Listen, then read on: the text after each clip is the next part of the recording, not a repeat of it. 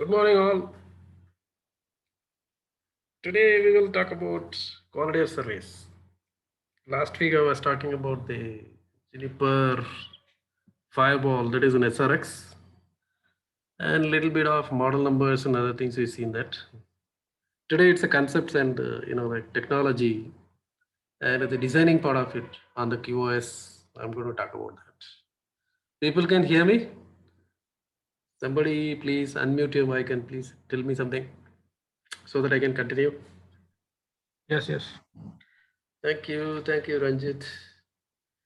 Anyway, today, so this is going to be the QoS very toughest subject that people doesn't want to touch it.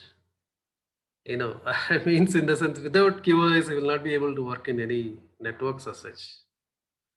QoS is a part of life, and whoever is a network engineer who has to work on a QoS technologies and DSCP markings and COS, that is a class of service. Like many other subdivisions are there in the QoS that we just need to configure all these things. There are so many documentations which are available on Cisco site and on the Juniper site. And every other network vendor, whoever is producing their equipments, it has to do the quality of service. Without a quality of service, our network is not going to run.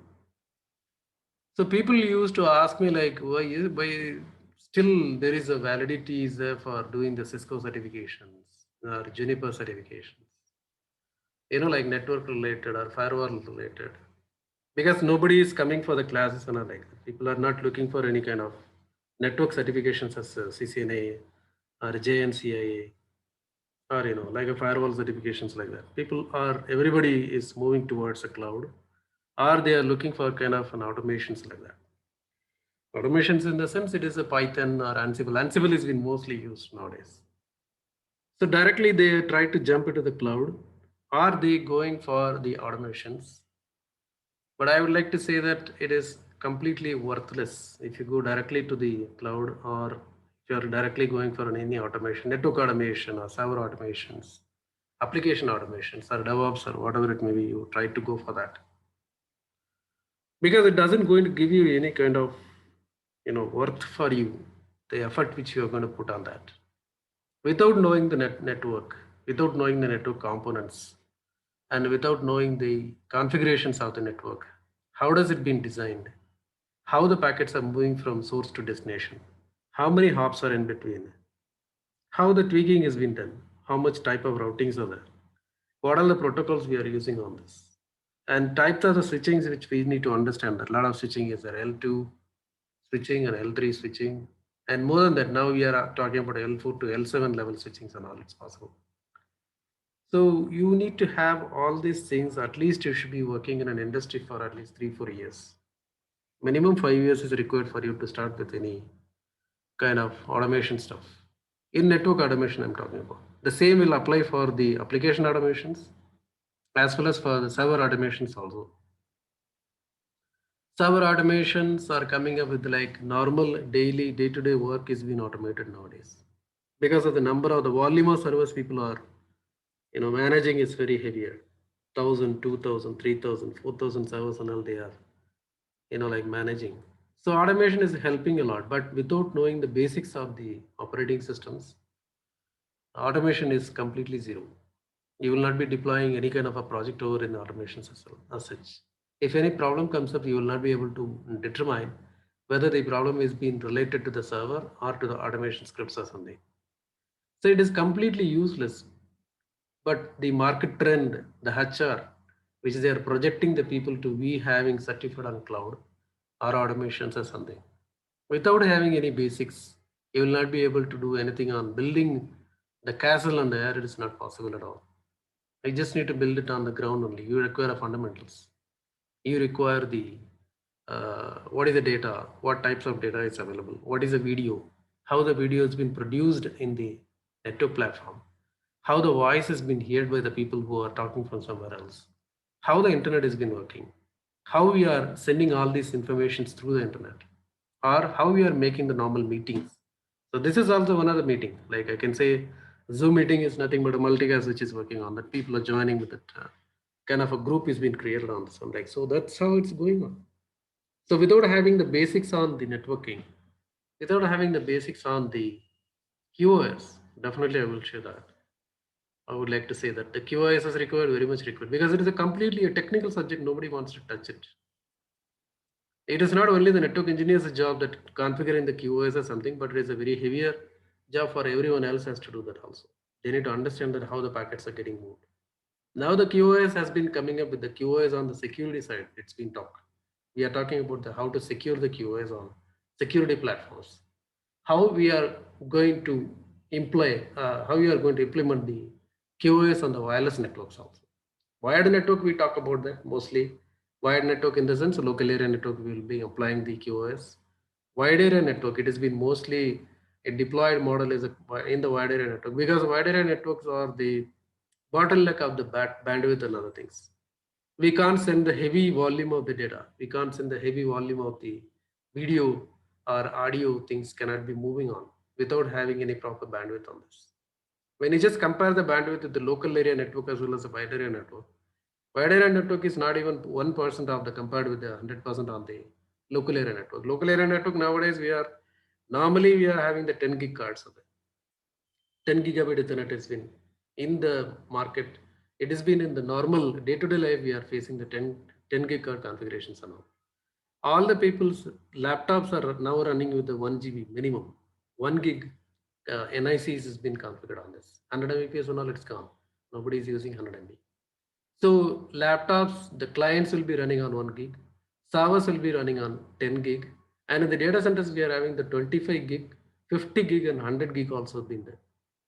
So Nexus platform and all, we can have more than 50 gig or something. It's possible, Nexus switches. So we are in a position that how we are going to send this much of a volume of the data over the internet. Because everything has been internet centric. Now the complete data, voice and video, everything is in the internet centric, because we are all using the social media platforms. Everybody is having an account on Facebook, and everybody is having an account on Instagram, or the WhatsApp we are having it. Definitely everyone is having the WhatsApp. And people are having Telegram. Signal nowadays come. Signal is getting very much demand nowadays. Like, so how the traffic has been moved towards from one person to mobile phone or from the desktop to the multiple peoples, like a group of people who are sent. So in WhatsApp we have a lot of groups. I am also running one other group, and I've been part of the many other groups as well. So when I'm sending that message, how does it been getting forwarded to that? You cannot just say that it is an application which is forwarding everything. No, that's not the correct answer actually. When I'm sending a video, when I'm sending the voice message to the people, like how the voice is getting replicated to everyone else's phone, how the video, high quality video in the sense we are talking about the 1080. Normally when you see the Hollywood movies and all, it will be coming at 1080. That will be the resolution we are seeing on the video concept. So 720 is also been there, 360 is there, 144 is also been there. When you go to the YouTube and watch that, you will be having the choice to make what sort of a resolution you would like to see it.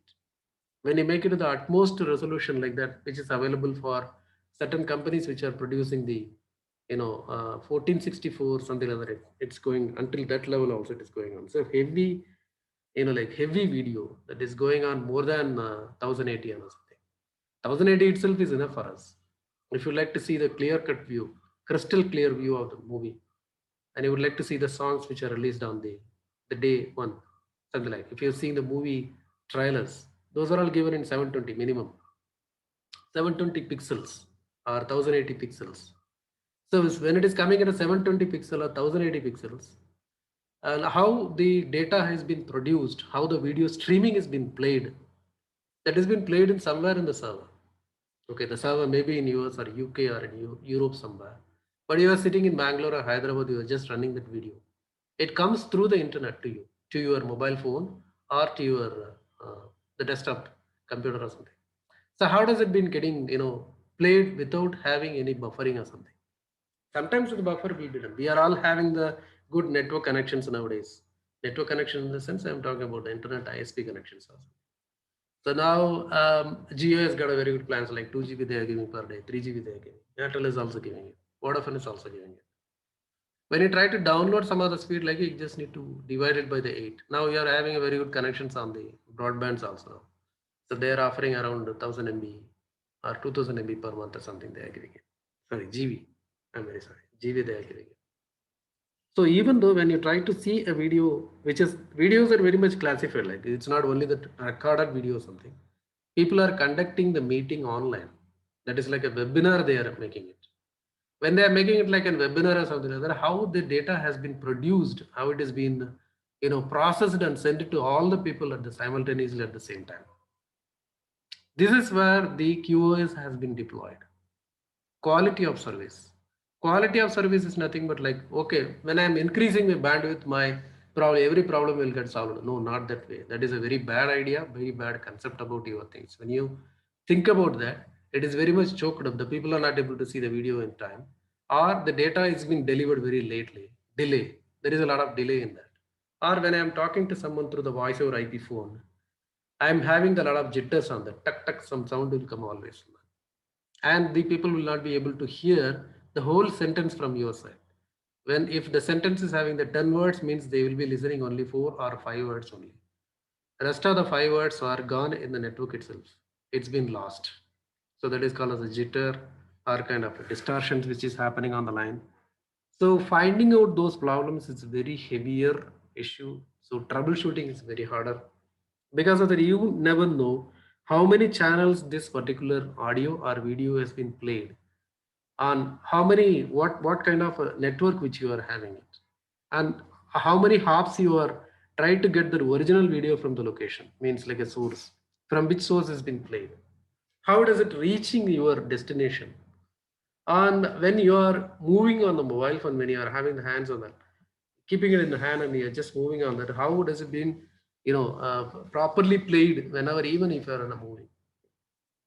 So these are all the things which is we just need to understand that.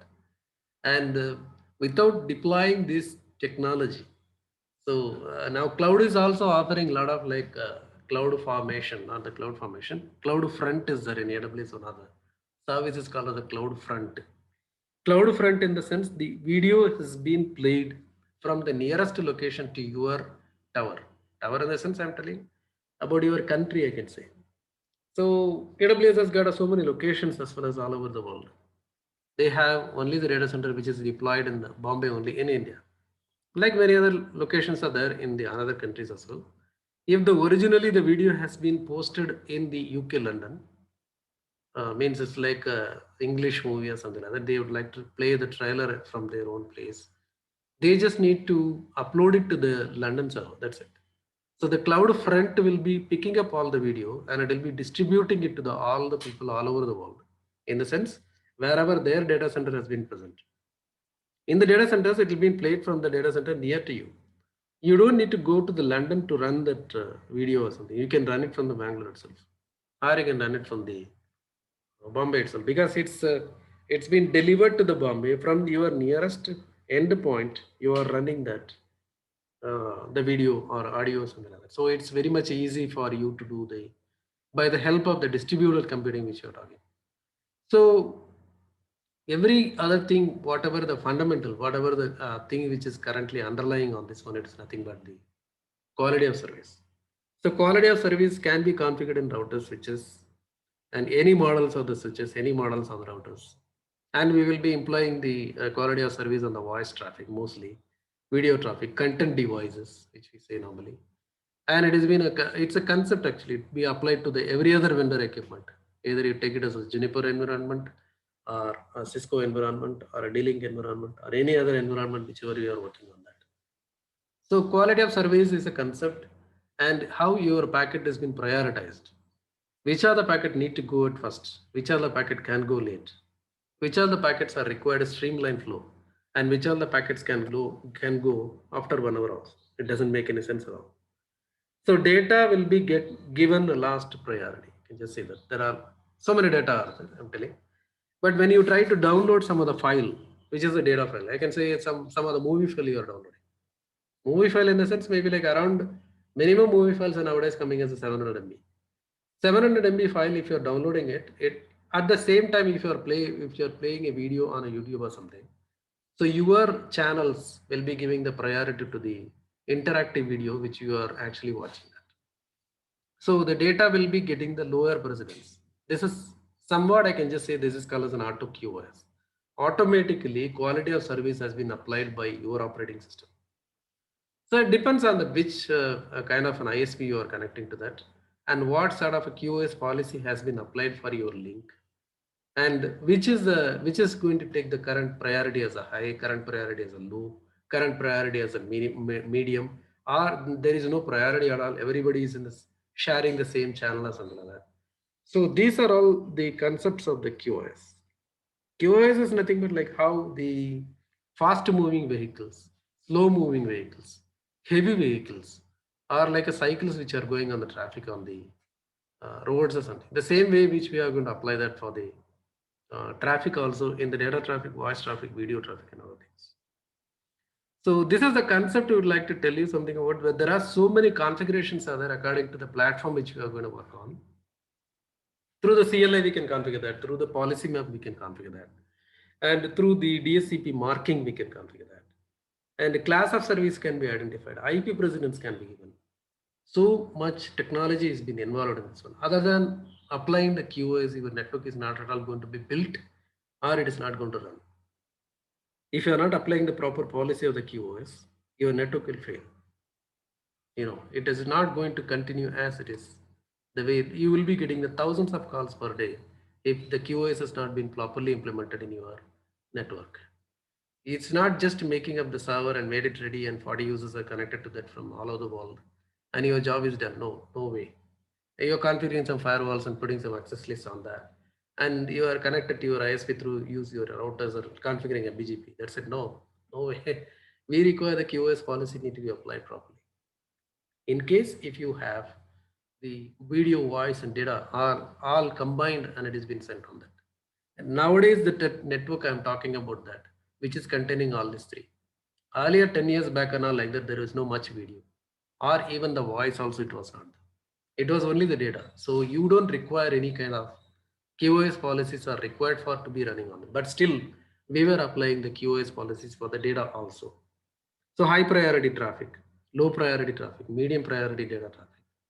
Accordingly, we've been applying the QoS policies on that. But now last 5 years, video and voice has become so much heavier. We are having a lot of TikTok videos. We are having a lot of voice which is going on. Videos has been produced by the individuals.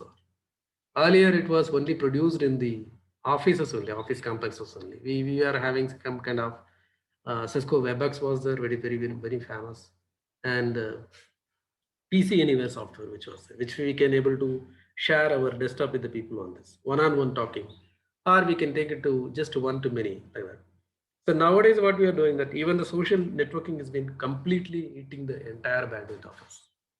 When you go to a company, just sitting down and designing the network for the people, first thing what we do, we will be blocking the social networking from our corporate network. Why? Because that is a bandwidth eating, mongering, like what I say, it's like a crocodile which is sitting down on that. Because whenever it's just going through the social network site like Facebook or something like that, there will be a lot of videos are coming in between the statuses. It is not only the data which you are going to get, that you are getting some videos also as well as voice also. People are putting the voice notes on that in WhatsApp. They are putting that, and a lot of videos the people are sharing it. YouTube videos they are sharing it. Trailers they are sharing it, and they made their own video. Nowadays, if you say that Facebook is giving the live video, you can even partying it like that. When you are doing the partying with your friends, you can just share it, add it to the under your Facebook account. People can watch it live. That is called the Facebook Live. YouTube has got a live. Webinars has been a webinars were conducted earlier, like through the proper channels only. Nowadays, each and every one, whoever is having a smartphone small, can have the video playing from their mobile phone, and they can add it to the any one of the friends on this through the Facebook or something. So there is a very much a challenging environment which we are currently living. So here comes the quality of service. The importance has been given to the quality of services nowadays. So we should be understanding this either in down the line, maybe in an year or something like that, you'll just configuring it, or you may be already applying this QoS on your network or something like that. So you should be understanding this all. Because, and again, I would like to tell you, in wireless, we need to apply the QoS policy. Definitely we have to apply that. Because even in the office wireless, we are having that 1 GB bandwidth and all, it's not possible.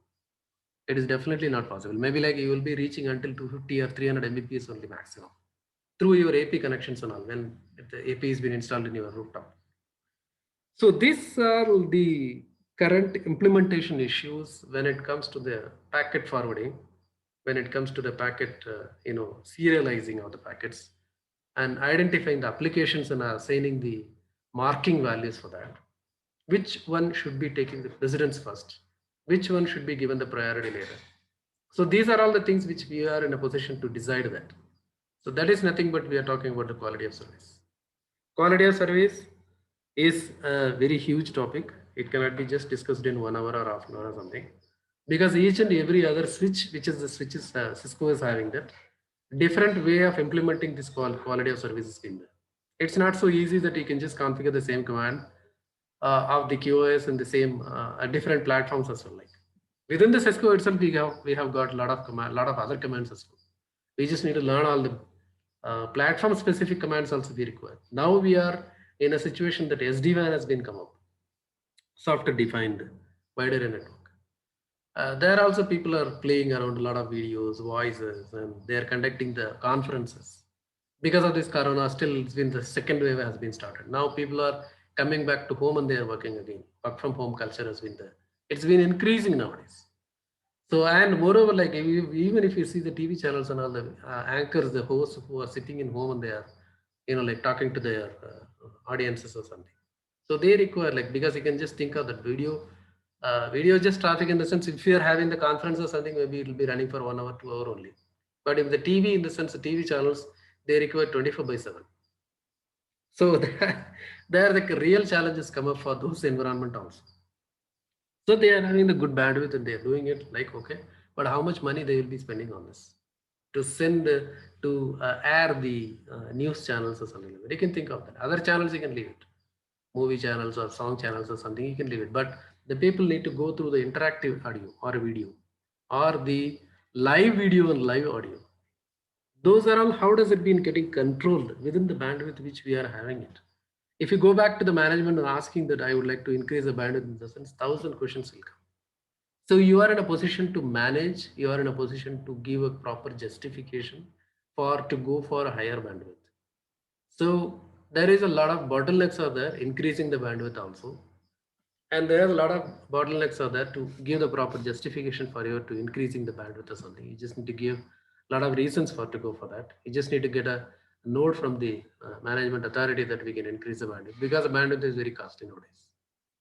When you're talking about the international bandwidth and all like that, you just go. It'll be in a toppling your complete budget. So quality of service need to get deployed properly so that we will be having the peace of mind. And this quality of service need to be properly tuned every time, a month or something like that. We just need to have some benchmark value. We need to have a benchmark value for that. Somebody is raising the hand or? Okay, it's not raising hand. Okay, anyway, thank you. So we would like to set it up like what is the benchmark value for that particular video has been played from the remote people from the original location. What was the interleaving? What was the speed which they are getting there? How much buffering they are doing it in their own laptop?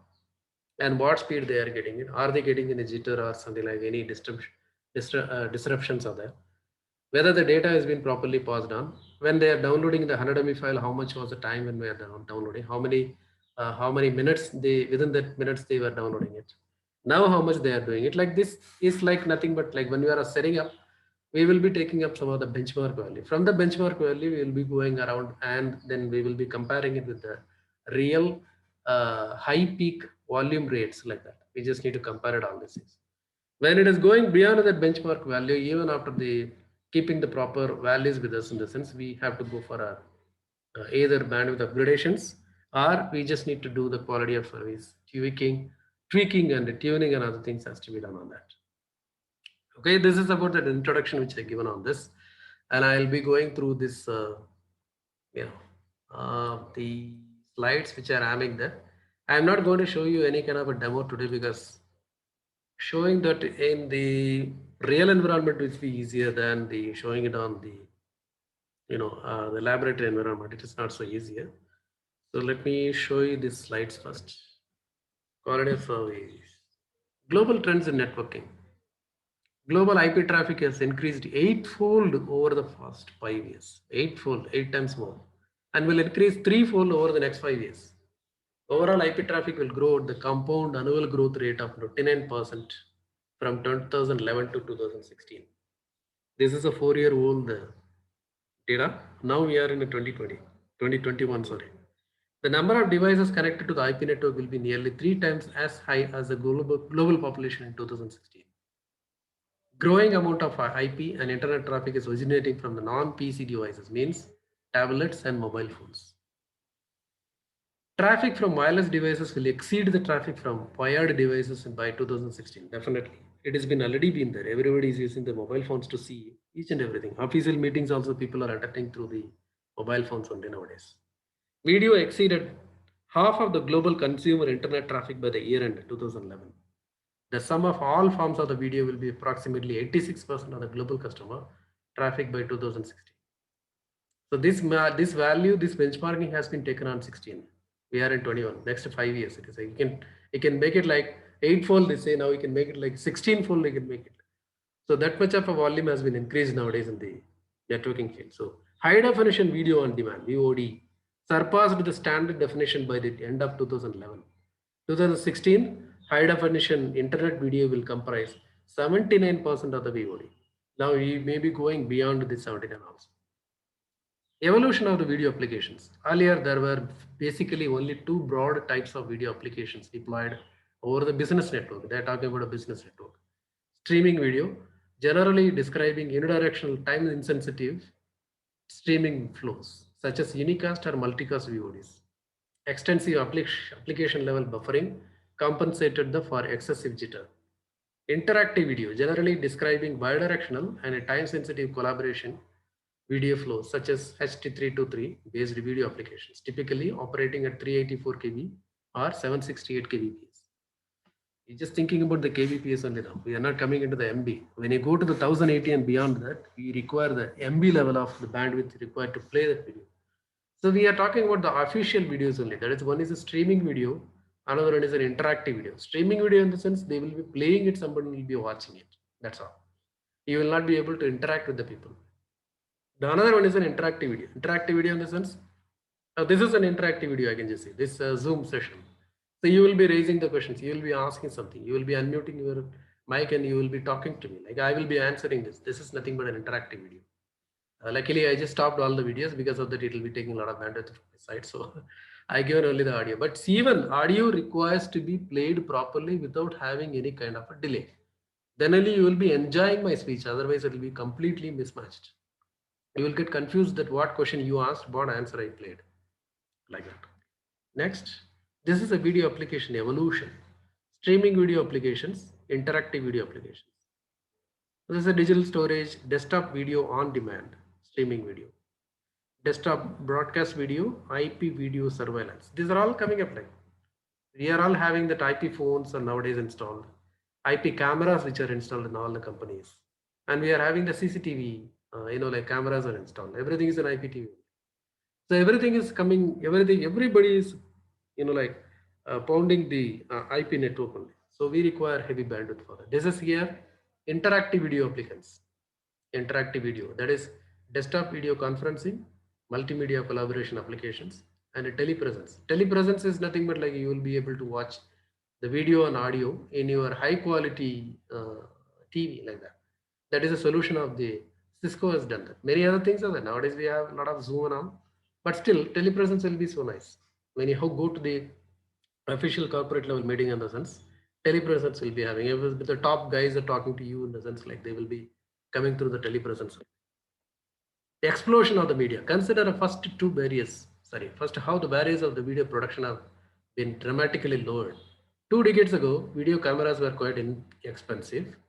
Only studios had any video production editing tools available to them. However, today almost every mobile phone, tablet, laptop, a digital still camera provides a high definition video capture capability. That's what I was saying. Everybody is airing it through the Facebook Live by the 1080 on this. If people are watching it, you will be losing your 2 GB bandwidth on the same day. Within 1 hour, you just lost everything. Furthermore, with the off-the-shelf software, amateur video users can produce high-quality final products that can rival those of professional studios. Barriers to the content distribution have all but disappeared with the advent of the social networking sites like Facebook and YouTube and others, which allow users to immediately post the content with the touch of the button. That's what Facebook Live is going on. YouTube Live is going on. Everything is live nowadays. Nobody wants to see the recorded video. Nobody wants to wait for the things to happen and they will see it later. That's why, as soon as possible, like they would like to see that. Whenever it is happening, we would like to see that. This is not kind of a mentality which has been growing with the people like that. That's why Facebook and YouTube has come up with this idea like you can, broadcast this whenever you are ready. Facebook Live, you can go for that. That is killing everybody's bandwidth. That is killing everybody's, like money and many other things.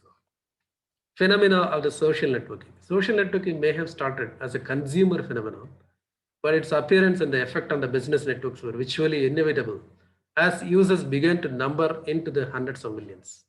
Consider this. Via social networking websites, people generally share information about themselves and the things they are interested in, which facilitates interaction with others who share the similar interests. Correspondingly, within the workplace, corporate directories and collaborative internal sites are mirroring the look, feel, and functionality of such social networking sites. These trends in multiple per-user devices that may be used for both work and personal purposes presents not only extensive security challenges to the administrators, but also QoS challenges. This is what I was talking. QoS challenges, because we are talking about the QoS here, particularly in considering the which type of devices may be trusted.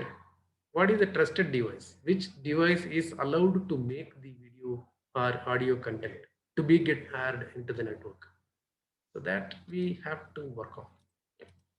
Next, voice. We'll be talking about voice and video now. The following list summarizes the QoS requirements and recommendations for the voice bearer traffic. Means who is going to take that role, like voice traffic. Voice requirement: one-way latency should be no more than 150 milliseconds. If I'm talking, you are listening in the sense, the latency should not be more than 150 milliseconds. If it is increasing, then you will be having an annoying voice. One-way peak-to-peak jitter should not be more than 30 milliseconds. Jitter is nothing but a distortion you can take. Per hop peak-to-peak jitter should not be more than 10 milliseconds between the routers, I can say. Packet loss should be no more than 1%. If the packet loss is 10%, in the sense you will never able to see the continuous speech from my side. A range of 20 to 320 kbps guaranteed priority bandwidth is required for per call, depending on the sampling rate and the codec and the layer to media overhead. So 320 kbps is required minimum if you like to continuously speaking on the network. Like that. This is a voice requirement, and along with that, we just need to think of the latency also.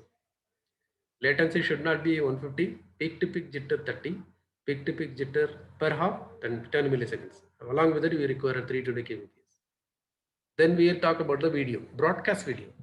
Broadcast video application class is intended for unidirectional and inelastic video flows, such as broadcast TV, live events, and IP video surveillance.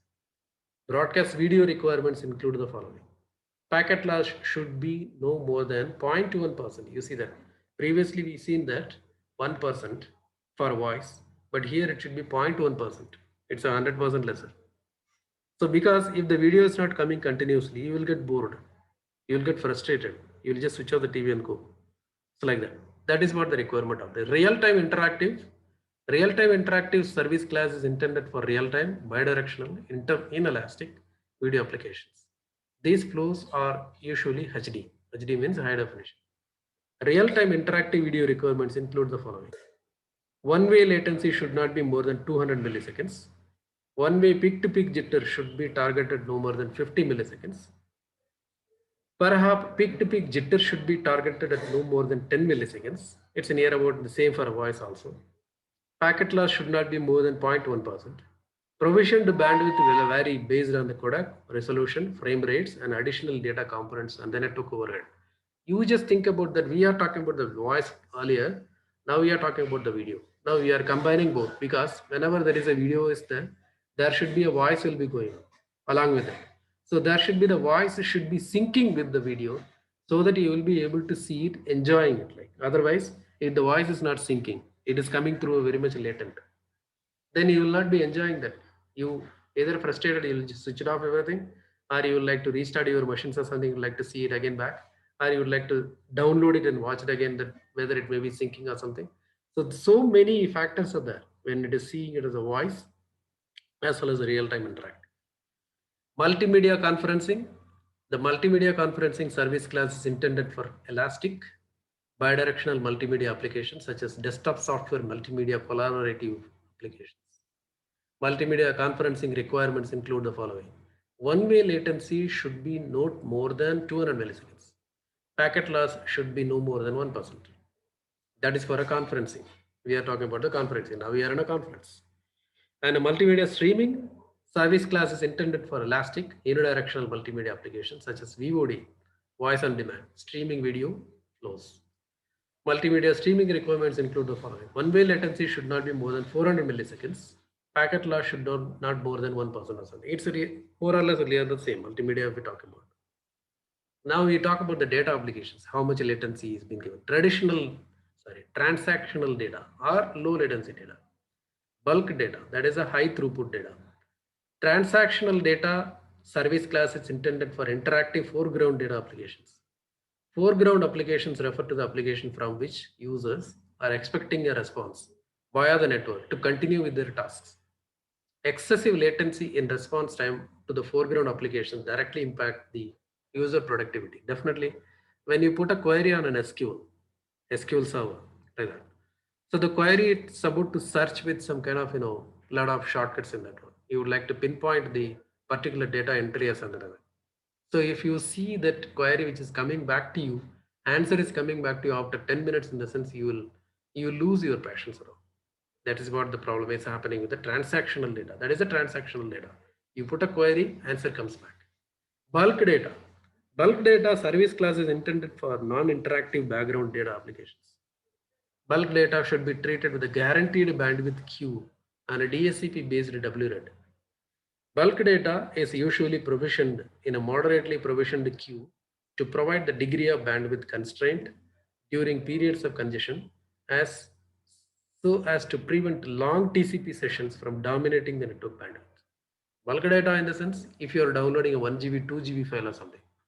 So at that time, if you are facing any latency issues, like when you try to download it with a speed of 1 MB per second, suddenly it is decreased to 10 KB per second, in the sense it may take a longer time to download this. So we just need to ensure the bandwidth for the bulk data transfers. Ensuring in the sense we'd like to give a priority for the bulk data transfers. So this is the major category of the traffic. What all the traffic is being there? There is a voice traffic, video, and we are having the data traffic. One-way traffic requirement on the voice is a smooth, benign, drop sensitive, delay sensitive UDP priority. Video, it's a bursty, greedy in the sense bandwidth greedy. Drop sensitive, delay sensitive UDP priority. Data, smooth, bursty, benign, greedy, drop insensitive, delay insensitive. TCP retransmits will happen when there is a data failure is happening on this. So when you see the voice, when you're seeing the voice, the one-way requirement is going to be the latency should be less than or equivalent to 150 millisecond. Jitter should be less than or equivalent to 30 millisecond. Loss should be less than or equivalent to 1%. Bandwidth should be of minimum requirement is a 128 kbps, 30 to 128. When I talk about the video, latency should be 200 to 400 milliseconds minimum. If it is more than that, your video will not be played properly. Jitter should be within 50.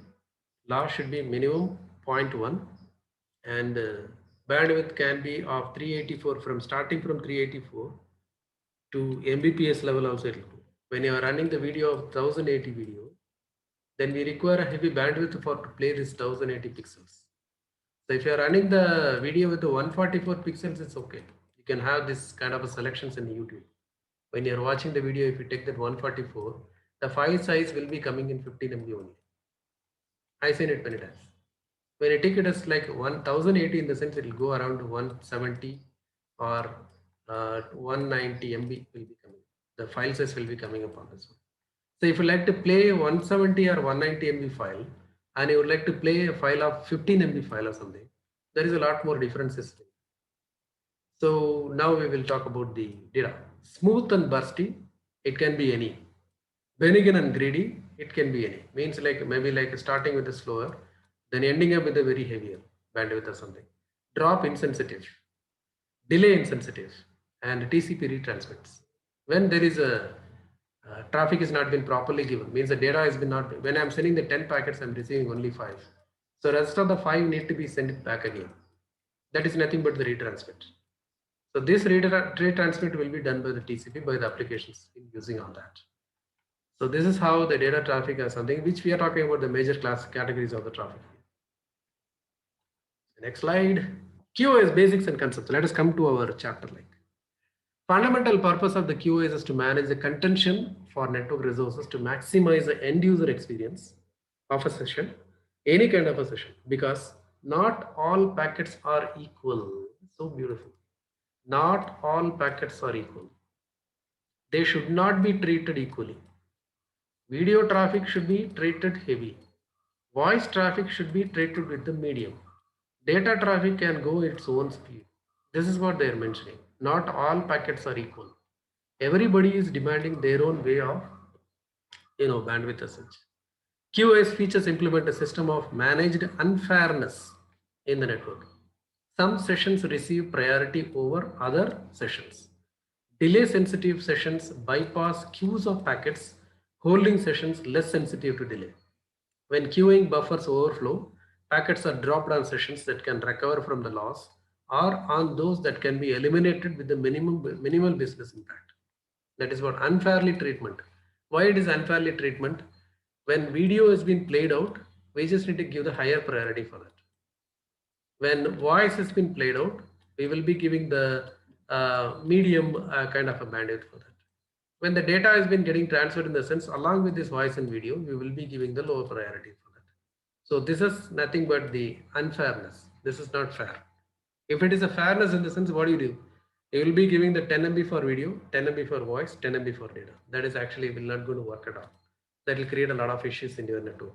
People will start complaining about that. So the next one, network traffic issues, delay, jitter, packet drops. These three are very common factors in the network. Delay or latency is a finite amount of the time which takes the packet to reach the receiving endpoint after being sent from the sending endpoint. Jitter. This is a variation or difference in the end-to-end delay in arrival between the sequential packets. Packet drops. This is a comparative measure of the number of packets faithfully sent and received to the total number sent, expressed as a percentage. So when I'm sending the 10%, when I'm sending the 10 packets and I'm receiving only the 5 packets in the sense, 50% loss is there. Correct?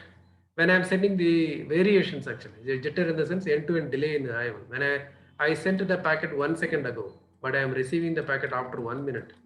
So that is nothing but the like end-to-end delay, you can just say. Delay or latency. Latency is nothing but that how long it takes the travel to reach the destination. Like that is a delay. So these are all the network proper issues as well. 3 steps for implementing the QoS. First is a classification. Second one is a scheduling. Third one is a provisioning. Classification talks about that marking the packet with a specific priority, denoting the requirement for a special service from the network. Scheduling in the sense assigning the packets to another multiple queues based on the classification for preferential treatment throughout the network. Provisioning, accurately calculating the required bandwidth for all applications plus element overhead. So these are all the 3 steps for implementing the QoS. It's not an easy job. It's not at all an easy job. Means every other solution, when I'm having a solution on a QoS for my network, it will not fit for your network. We just need to do the customization on this. Customization requires a lot of patience as well as a lot of expertness required. Proficiency is required to understand the network bottlenecks and to design the network for that. So these are all the basic things which we talk about now. QoS is needed to minimize the packet loss, delay and delay variation. Where QoS is needed, in a central campus it is required, in WAN it is required, in remote branch is required. Every part of the network QoS is required. That is what. In the campus access, speed and deploy settings, classification of the trust on the IP phone, VC station, content service, and Citrix server. Take it as any server, any file server you can take that. Multiple queues on IP phone and access ports. QoS on campus distributions, layer 3 policing for content distribution, multiple queues on all ports, priority queuing for VoIP, WRAN within the data queues for a congestion management.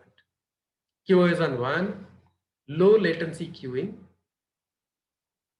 data traffic queue provisioning, link fragmentation and interleaving, traffic shaping, administered control. And on the remote branch, QoS branch, we are taking it, speed and duplex settings. So more or less, it will be the same only, like how you're doing in the campus, because this is also another campus like that, multiple queues for IP phone and access ports, like that. So this, every part of the network we are having, the QoS has been deployed on this. So this is for the campus like that. So is QoS needed in the campus? Just throw the more bandwidth at it, that will solve the problem. Transmit buffer management is just as important the bandwidth management. It's not actually enough. That's what I would like to say. Transmit queue congestion WAN. 10 or 100 Mbps is being transmitted from the PC and it is getting queued over here. Why? Because the uplink is only 128 kbps. Here we are having the Mbps. Here it is a kbps. So 100 meg in 128 kbps per second out. Packet serialize in a faster they can serialize out. Serialize in. Inside it will be serialized very faster. Then it is getting serialized out. Bottleneck is always the WAN. Packets queued as they wait to serialize out to the slower link. This is a 100 Mbps link. This is a 128 kbps link. So we need to send the packets to that. So 100 Mbps, if you're sending the 1 MB on 100 Mbps speed in the sense, the 1 MB will take minutes for to send it out. That is in the LAN problem. Sorry, that is in the WAN problem. Here is just a LAN problem. Sorry. 1 gig link which is coming from the distribution switch, but the access switch has got the 100 Mbps link. 1 gig link is where it is a 1 gigabit link. This is only the 100 Mbps link. 1 gig in, 100 meg out. Packet serialize in faster, they can serialize out. Packets queues as they wait to serialize out on the slower link. Many access ports aggregated into the single distribution link. Instantaneous period of congestions. This is where the congestion starts.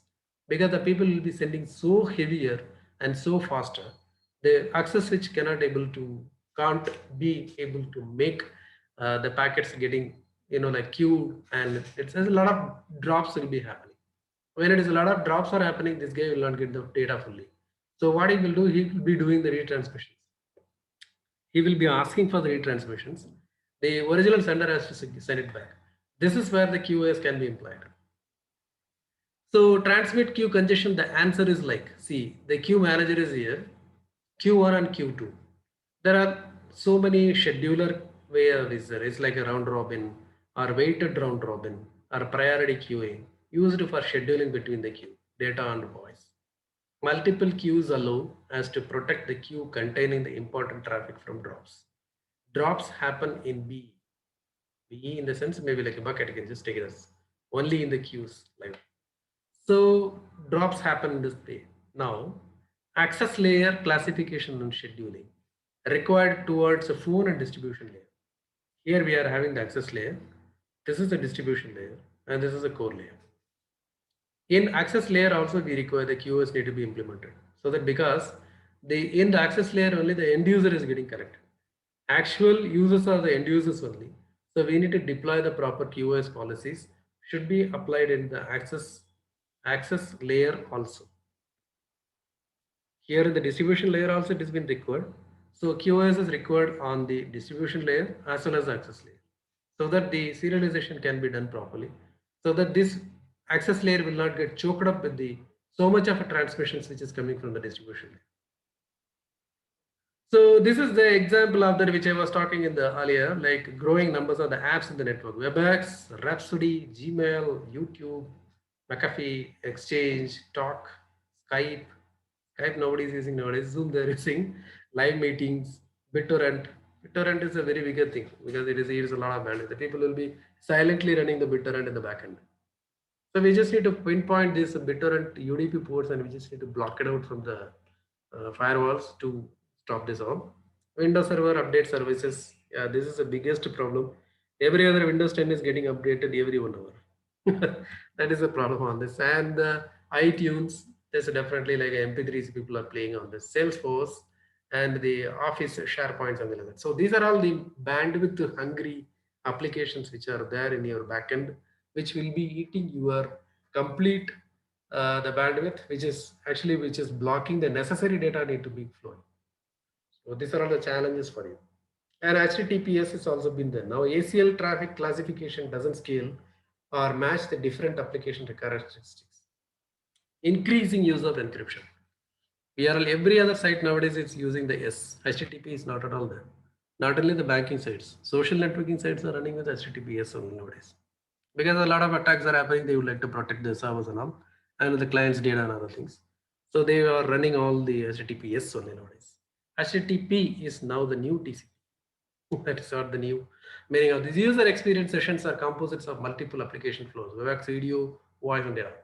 IPv4 and IPv6 transition techniques proliferations. So we have seen kind of the concepts and other things, the types of data which we see, that like voice, video, and other things. Social media, how does it affecting our bandwidth and other things. So when you go for the quality of service, what are the prerequisites of that? Before configuring the standard QoS, you must be having a thorough understanding of these items. Standard QoS concepts, and the classic Cisco IOS. Anyway, this is a Cisco, that's why I written that. Otherwise, according to your own vendor equipment, you just need to do that. Modular QoS, understanding the QoS implementations, type of applications used and the traffic patterns on your network, traffic characteristics and needs for your network. For example, is the traffic network make your network busty? Do you need reserve bandwidth for the voice and video streams? This is a very important point. And the bandwidth requirements for the speed on the network. Location of the congestion point in the network. We just need to identify where the congestion is happening. Not everywhere. It must be happening in some of the bottlenecks. We need to identify that locations and need to apply that QoS on this. QoS components. What are the components of that? QoS consists of the by following components. What are the components? Classification. Classification is a process of distinguishing one type of traffic from another based on the access controls, differentiated code pointer, that is a DSCP, class of service, and other factors. That is, a classification is number one. Second, marking and mutation. Marking is used to on the traffic to convey the specific information to the downstream device in the network, or to carry the information from one device to the other. When traffic is marked, QoS operations, the traffic can be applied. This can be accomplished by directly using the set command or through a table map, which takes input values and translates them into the value of the output. Shaping and policing. Shaping is a process of imposing a maximum rate of traffic while regulating the traffic rate in such a way that downstream devices are not subjected to congestion. Avoiding the congestions, we will be using the shaping and policing. Policing is used to impose a maximum rate on the traffic class. If the rate is exceeded, then the specific action is taken as soon as the event occurs. Like that. As and when required, it will be applied. That is a policy. That's what police. Okay, QoS components, continuing. Queuing, bandwidth, as well as the trust. Queuing is used to prevent the traffic congestions. Traffic is sent to the specific queues for servicing and scheduling based on the bandwidth allocation. Traffic is then scheduled or sent out through the port. Bandwidth allocation determines available capacity of the traffic that is subject to QoS policies. Trust, that enables the traffic pass through the device with the differentiated services port point. Precedence or COS values coming in from the endpoints are retained in absence of any explicit policy configurations. These are all the QoS components which you should understand that. This is a QoS toolset. What are the tools that is required for you to successfully configuring your QoS in your network? Classification has to be done. Policing should be done. Then you can go for a marking. Then you do the queuing and scheduling. Then you just shape it out. What is a classification? Identifying the split traffic into the different classes. What is policing? Discard misbehaving traffic and maintain the network integrity. Unnecessary things can be dropped, like a runs and chains of the packets or something. Marking it, marking the traffic to behavior and business policies. Queuing and scheduling, prioritize, protect and isolate traffic based on markings. Shaping, control the burst and confirm the traffic. Beautifully is written. This is the way it is going on. 1, 2, 3, 4, 5, like this. Classification, policing, marking, queuing and scheduling, then shaping, like this. This is the QoS toolset. We'll be seeing one by one. Traffic management tools. There is a classification. Traffic categorization based on the traffic attributes. Marking, assigning different new attribute to the traffic. That is nothing but the priority. Policing, limit the misbehaving flows. Next, classification and marking, two sides of the coin. Identify the traffic by using any one of this technique, TSCP, IP precedence, COS and ACLs. You see that link traffic, management traffic, HTTP traffic, email traffic, and vMotion traffic, backup traffic. vMotion is so much eating bandwidth. Because of that, we all are doing a lot of migrations from the on-premises to the clouds nowadays. So this is like, we just need to identify the traffic by doing the marking. Then remap the traffic. Like to like, COS to COS, like to unlike, DSCP to COS. Means either you can do some kind of manipulations over here. VoIP to the link, email and HTTP, SAP and backup and other things. Also called as a mutation, it's called. Policing, limiting the misbehaving traffic. This is the tokens which are arriving. Burst limit has been kept out. Policer will find out, confirming the traffic, excess traffic, and which can be serialized or something. Confirm action is permit, exceed action is drop. 2 rate, 3 color policy. Confirm action permit, exceed action markdown, violate action drop, like this. So congestion management tool, then buffering, queuing, scheduling and shaping. Storing the packets in memory is called as a buffering. Buffering the packets according to the traffic class, that is a queuing. Order of transmission of buffered packet, that is a scheduling. Smooth burst traffic, that is called as a shaping. Buffering, why do we require? Many to one conversations. Means in the sense, so many servers are there, they are talking to the one server, like that. Client to server, server to storage, aggregation points, like that. All the servers would like to talk to the storage. That is many to one conversations. Speed mismatch, client to the WAN server, like that. So when you are connecting through the routers and other things, you are talking to that. So that is a completely, speed mismatch will happen. Because the local traffic has been running on, I can just say 1 GB, we are having that. 1 GB, my laptop is running, sending the traffic on 1 GB.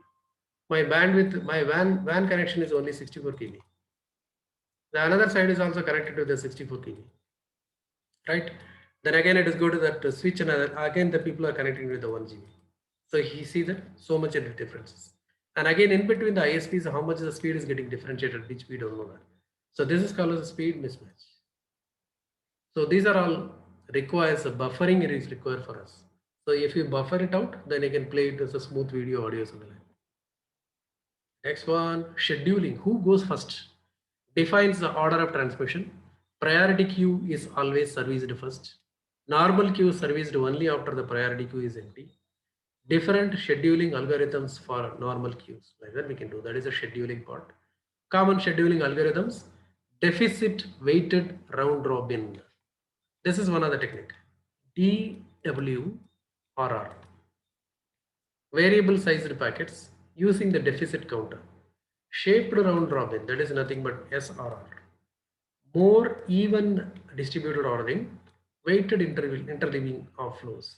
Round robin, RR, normal RR we say. Simple and easy to implement, starvation free. Weighted round robin, WRR, serves the packets per non-empty queue, assumes a mean of the packet size. So this we just need to understand that. What sort of scheduling we just need to configure it in our network by understanding the traffic pattern and understanding the applications which are played by the people who are sitting inside, like that. Next, congestion avoid tools. Tail drop, WRED. Tail drop, drop the packet at the tail of the queue, single threshold per queue. Weighted random earlier drop, WRED. One or more thresholds per queue. Threshold associated with the DSCP or cost value. Putting it all together here, packet is placed in the egress queue according to the COS and DSCP value here. Then it goes to the PQ1, priority queue, Q1, Q2, Q default. All are going to that. Priority queue will have the first going out like that, it goes. Then the Q1, Q2 is going on, and it is some policy has been applied on this. This is a normal queue served after PQ is empty, and according to the scheduler, drop threshold, or something like that. Threshold and drop packets accordingly. This is how our man traffic has been done. So everything is done silently, which we don't know because the people are designing it in a proper way so that we are getting it. So this is translating the language of the QoS. Best effort, vMotion live migrations, multimedia, strict priority, network control. Network control in the sense like we just need to maintain some of the logging into the devices and doing some kind of what is actually happening on. There is nothing but a network control on this. Best effort in the sense like high volume and less important.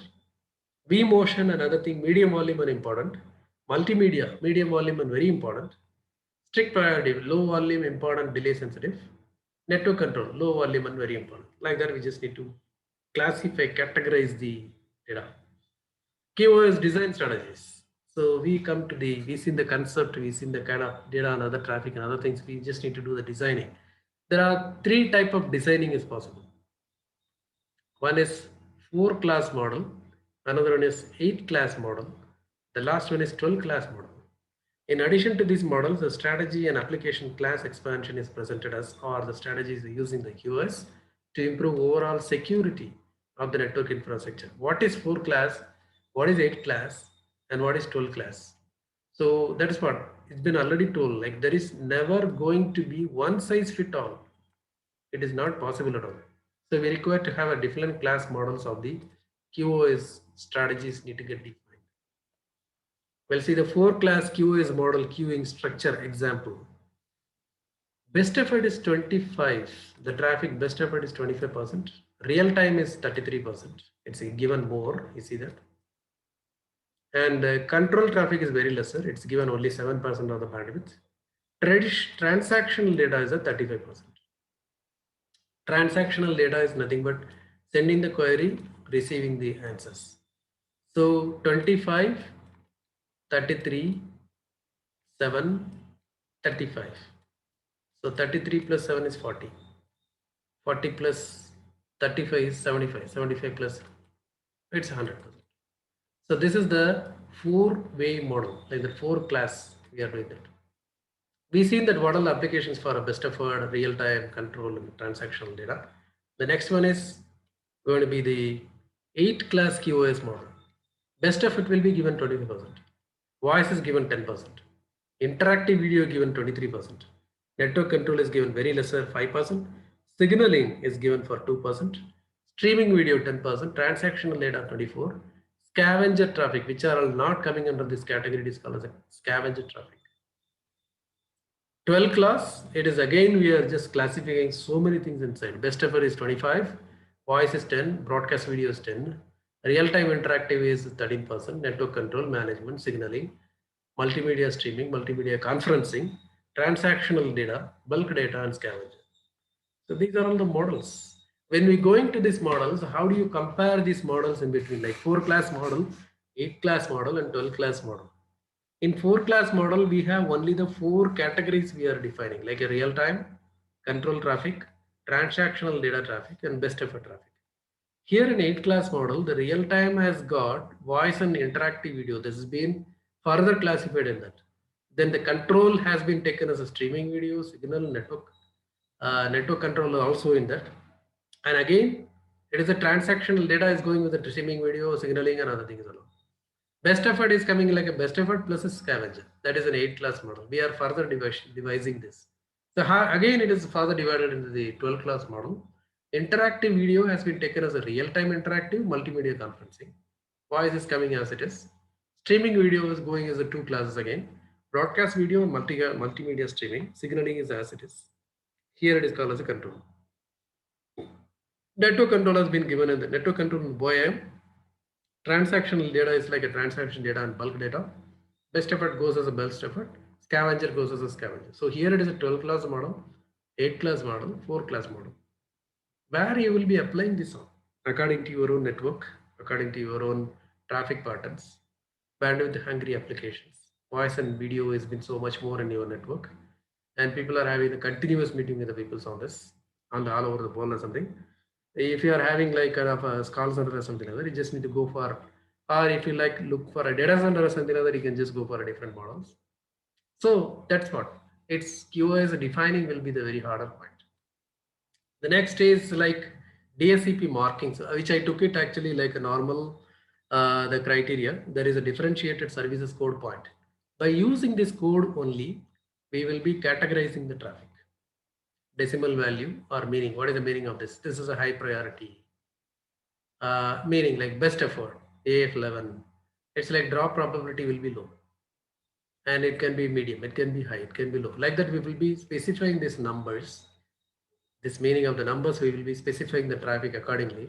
So the QoS will be by seeing this number which has been configured in the according to the traffic which we are correlating with that. Accordingly, it will be taking the decisions for that.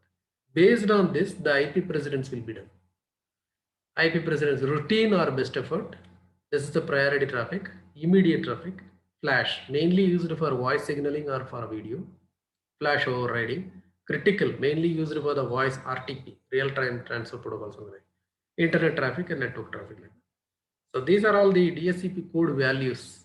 These are all given like standard codes or something. We just need to start using all these things to understand how our network is going to work out like this. So this is the IP precedence value on this.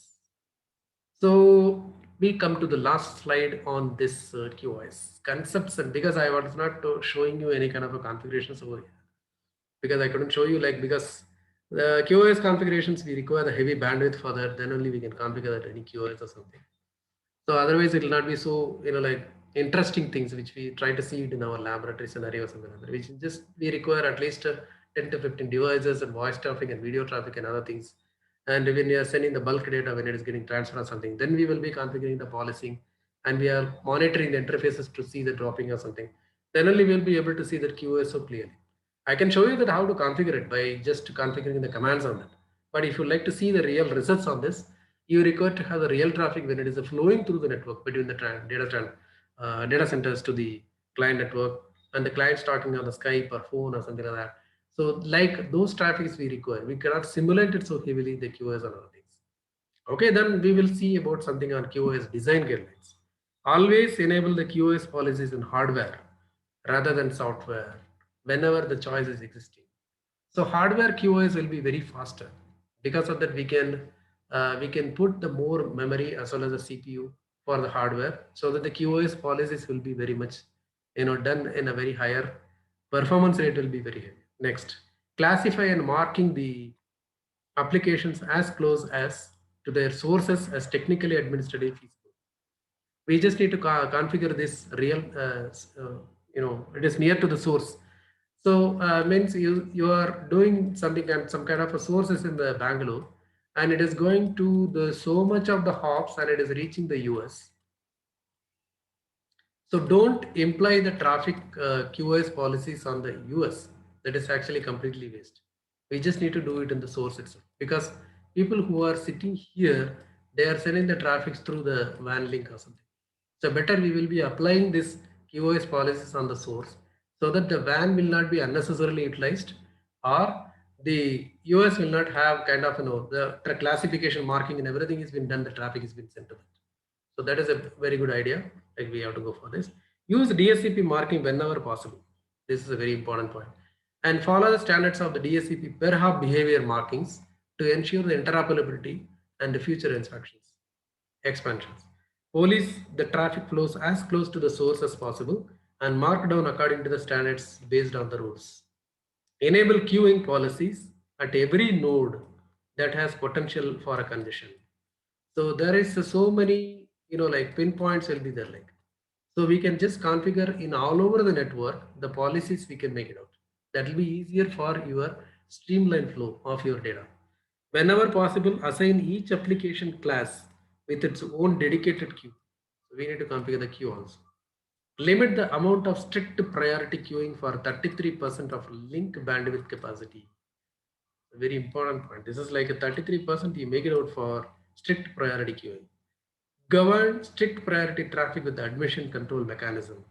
Do not enable WRED on a strict priority queue. These are all the design guidelines.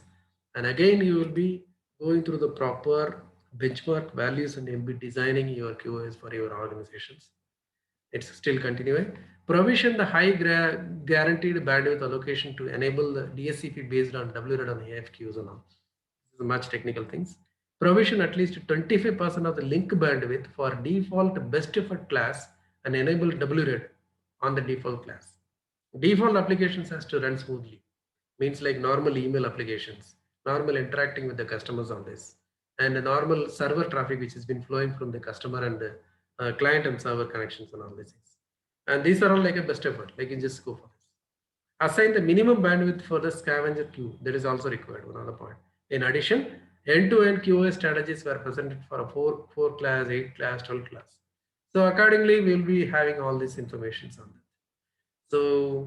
So we've seen the concepts and the things, and we've seen the kind of data, the things and all, and we've seen the model of that, how to design strategies. We see that, and we have seen the comparatively speaking about the designing strategy, like that, how we going for a expansion strategy, 4 class model, 8 class model, 12 class model, and we have discussed so much about our social networking sites, YouTube, and the internet connectivity with the mobile phones and other things. So we just need to control all these things through the proper QoS policy only. So based on that, we will be designing our network with the QoS design policy guidelines like that. So this is about the today. I guess this was hopeful to be like, I expect that it's a wonderful like a sessions. I guess you must have got some idea like how to configure the QoS for your network. This is just like an eye opener I just given to you. And still the QoS has been there in the all level of exams which we are going for, Cisco level or Juniper level exams which we are doing them. CCA exams also QoS has been very much been there, and CCNP and specialist exams also been there. It is one other subject which we'll talk about. BGP, MPLS and QoS are very integral part in any network, any ISP network as well as a client network also. So as usual, I have given you my contact details for this. If you're looking for any kind of a courses on networking, firewalling, cloud certifications or something, you can contact me anytime. And if you have any questions as of now, I'm very much ready to answer your questions as now. You can unmute your mic and you can talk to me. I'm very much ready to answer that. It's all to you. Thank you. Ask any questions if you like to have any kind of details of QoS or any kind of certifications which you would like to go for it. You know, like I'm expecting questions from your side. Hello. I see people are there still, around 8 are there. So you can ask me any questions. Yeah, it's fine. Fine. Okay, thank you. In which way it is fine? Means, did you get any kind of good information from my side? You got some idea about the QoS? Can you just explain? Means like, Yeah, speak little about the got, how it has been given. Like, got some information regarding the QoS and what is the importance of this. Okay. Okay, thank you. So anybody else has got some any kind of queries or like kind of kind of some other doubts or something like that? How to configure? What are the devices used on that? How do you go for MQC, like a multi MQC level of like configuring through the CLI and the QoS implementations on the voice network, video network, and data network, and as well as in the ISP level QoS configurations. MPLS-T, which we configure the T. T is a traffic engineering. Traffic engineering is also part of the QoS. So we talk about so much of that when you come to the networking concepts of that. QoS, without QoS, your network is not going to run so easily. You can ask me any questions. I will be sending you this recording as well as the the slides to people. Please share your email address at least to the chat. In the chat screen, you can provide it. I'll send it to you immediately in just next half an hour. I can send you that. Please provide your email address. I'm not asking anything more. Sir, I have one question. Like, is there any alternative for QoS? There is no alternative. We have to work on QoS only. QoS is a technology. This is like an open source. You can take it as like QoS need to get implemented for your network to be working smoothly. For your clients will be happier for that. In cloud also, we've been deploying a lot of QoS policies on this. So if you like to record, if you like to serialize, if you like to streamline the data which is going through your network or coming into your network in the sense, QoS policies need to be properly implemented. Then only you will be able to get your network running smoothly. So this is a more of a network centric. Maybe like server people may not be understanding this, or application people who are working on the SQL or like some other applications level people, other IT admins and all, they won't be understanding it. This is completely a network related chapter. That's why I've taken this. I'm a network guy, so there is no other value like, because QoS may not be given in the same name like that. We will be prioritizing the network or something. That is whatever you are doing, prioritizing, policing, shaping, dropping, and allowing, permitting, and other things. Everything is coming under the quality of service only.